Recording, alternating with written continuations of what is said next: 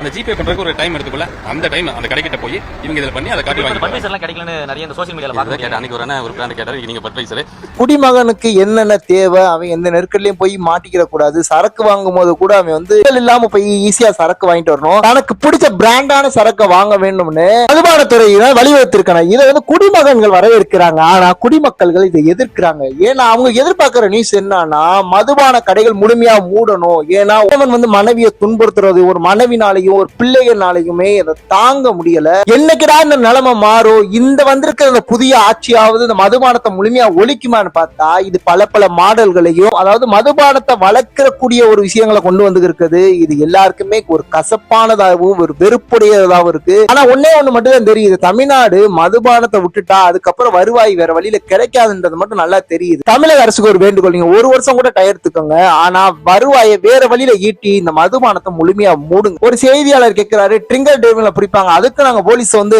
நியமிச்சிருக்கோம், அது காவல்துறை நடவடிக்கை எடுப்பாங்க. அதாவது இது எப்படி இருக்குன்னா, அப்ப நம்ம காட்டியும் கொடுக்குறோம் கூட்டியும் கொடுக்குறோம்.